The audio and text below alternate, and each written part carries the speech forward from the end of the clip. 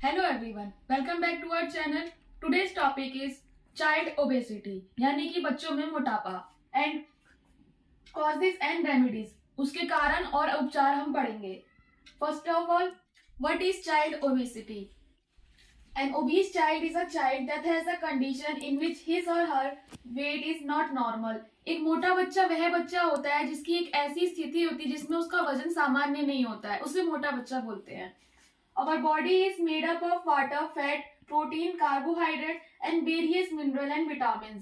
हमारी बॉडी जो है वाटर, फैट, कार्बोहाइड्रेट और बहुत सारे तरीके के मिनरल और विटामिन से मिलकर बनी है. If the size of fat cell increase, then we are obese. अगर हमारे फैट सेल का साइज इंक्रीज हो जाता है तब हम मोटे कहलाते हैं. Children who have body mass index at same level or higher than 95% are considered to be obese. बच्चों में जिसका बॉडी मास इंडेक्स 95% से ज्यादा या 95% होता है तो उसे मोटा कहा जाता है. BMI is a tool used to determine our weight status. BMI एक ऐसा टूल है जिससे कि हमारा वेट का स्टेटस पता चलता है. BMI is calculated using our height and weight. और BMI को हम हाइट और वेट के जरिए कैलकुलेट कर सकते हैं.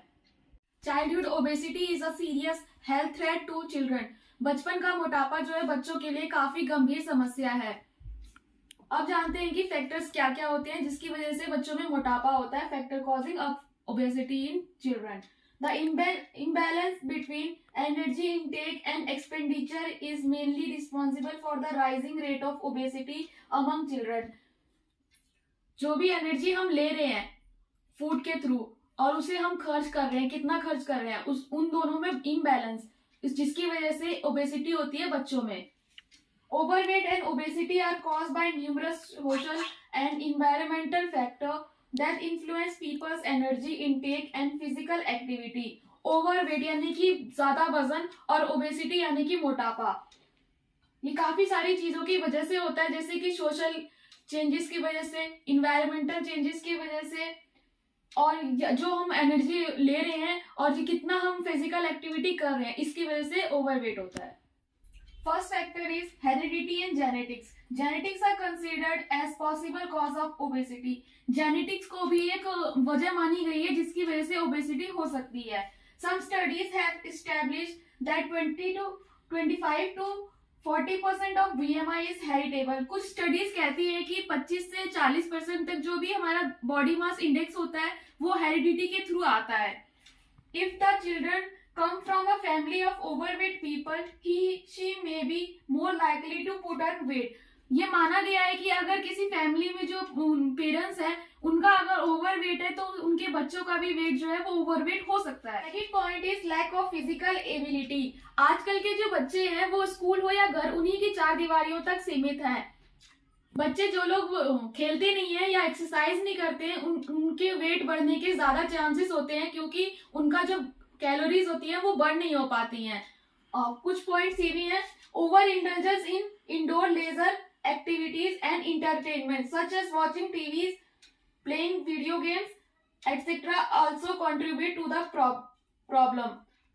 आजकल के बच्चे जो हैं वो ज्यादा से ज्यादा इंडोर एक्टिविटीज में इंडल्ज है, जैसे कि टीवी देखना, गेम खेलना या सोशल मीडिया चलाना. उनका जो ज्यादा से ज्यादा टाइम है वो सिर्फ इन्हीं एक्टिविटीज में जाता है.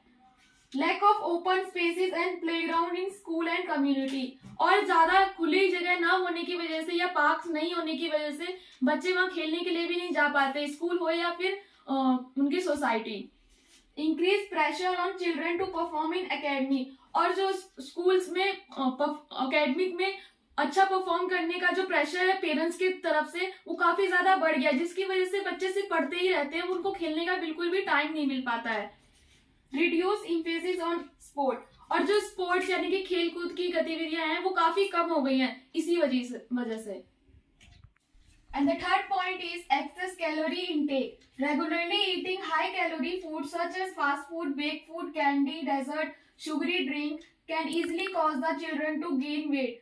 डेली हाई कैलोरी फूड खाने से भी हमारा वेट जो है वो बढ़ सकता है, जैसे कि फास्ट फूड हो गया, जंक फूड हो गया, बेक फूड हो गया, और डेजर्ट यानी कि मीठा ज्यादा खाने से भी वेट गेन हो सकता है, या फिर शुगरी ड्रिंक जिसके अंदर कैलोरीज ज्यादा होती हैं, इसकी वजह से भी वेट जो है ज्यादा बढ़ सकता है। और कुछ रीजन ये भी होता है कि कुछ पेरेंट्स जिनके बच्चे न्यूबॉर्न बेबीज जो होते हैं उस टाइम पे उनका वेट कम होता है, पर वो लोग उसे उसका ग्रोथ बढ़ाने के लिए उसे ठूस ठूस के खिलाते हैं, जिसकी वजह से उसका इफेक्ट उस टाइम तो पता नहीं चलता है, लेकिन लॉन्ग टर्म के बाद वो बच्चा जो है वो ओबेसिटी का शिकार हो जाता है। Fourth point is lifestyle. Parents अक्सर ट्राई करते हैं कि उनके बच्चों को स्मूथ और लग्जूरियस लाइफस्टाइल मिले, पर वो ये भूल जाते हैं कि उसके जो आफ्टर इफेक्ट है उनके बच्चों के हेल्थ पर वो क्या पड़ेंगे। Instead of giving homemade lunch, parents provide pocket money to purchase lunch from school canteen. बजाय इसके कि वो पेरेंट्स उन्हें घर का खाना दें, वो उन्हें पॉकेट मनी देते हैं और कहते हैं कि स्कूल के कैंटीन से जाके वो कुछ भी खरीद के खा ले। और स्कूल की कैंटीन में जैसे कि समोसा हो गया, छोले भटूरे हो गए, इनमें इतनी कैलोरीज होती है कि जिससे कि बच्चे जो है मोटापे का शिकार हो जाते हैं। Availability of domestic help for doing house hold core, और घर में काम करने के लिए एक होम केयर या फिर एक कोई मेड रखी जाती है, जिसकी वजह से जो बच्चे होते हैं उनको बिल्कुल भी काम करने का बिल्कुल भी काम नहीं करते हैं, जिसकी वजह से और उसका इफेक्ट उनके हेल्थ पे पड़ता है। एक तो उनको आलस आता है कोई भी काम करने में, दूसरा वो बैठे बैठे सिर्फ खाते ही रहते हैं और टीवी देखते रहते हैं, जिसकी वजह से उनका जो मोटापा है वो बढ़ता चला जाता है।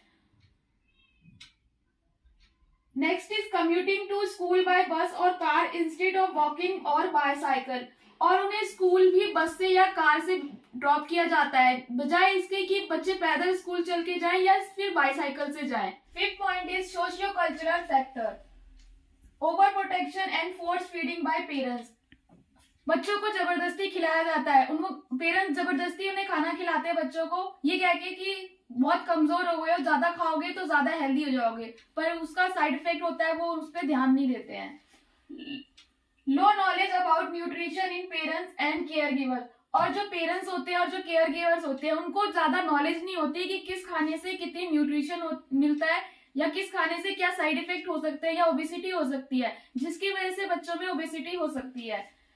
Next is reduce open spaces and park due to population expansion, और पॉपुलेशन इतनी बढ़ गई है कि जिसकी वजह से पार्क और ओपन स्पेस कम हो गए हैं, जिसकी वजह से बच्चे को खेलने के लिए या घूमने के लिए जगह नहीं मिल पाती, ये भी एक कारण हो सकता है ओबेसिटी का। Six point is psychological factor, personal, parental and family stress can increase a child's risk of obesity.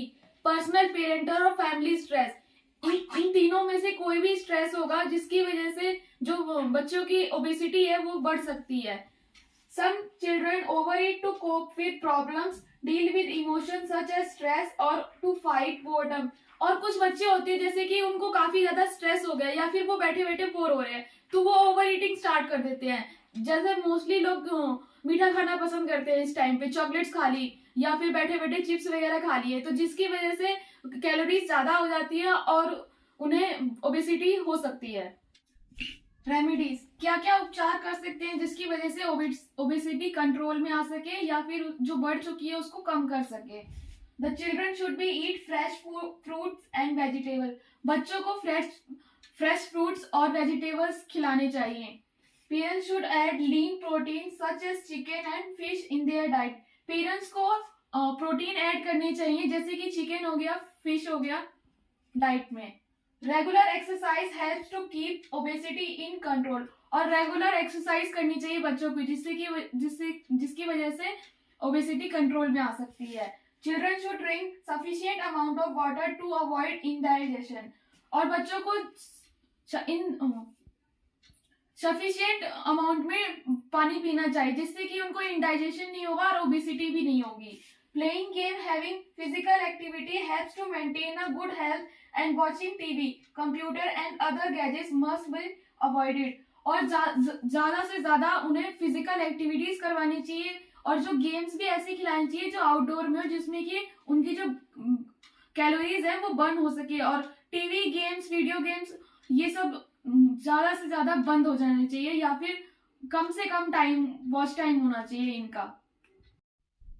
Parents को ज्यादा से ज्यादा उन्हें होममेड फूड खिलाना चाहिए बच्चों को, जैसे कि नॉर्मल जो ब्रेड आते हैं या फिर पास्तास आते हैं उन्हें अवॉइड करना चाहिए और होल ग्रेन के फूड्स खिलाने चाहिए, जैसे कि होल व्हीट पास्ता हो गया, होल व्हीट ब्रेड हो गया, मल्टीग्रेन आटा हो गया। इन सब चीज़ों का यूज़ करना चाहिए, जिससे कि आपकी हेल्थ भी अच्छी रहेगी, न्यूट्रिशन भी मिलेगा और ओबेसिटी में कंट्रोल भी हो सकेगा।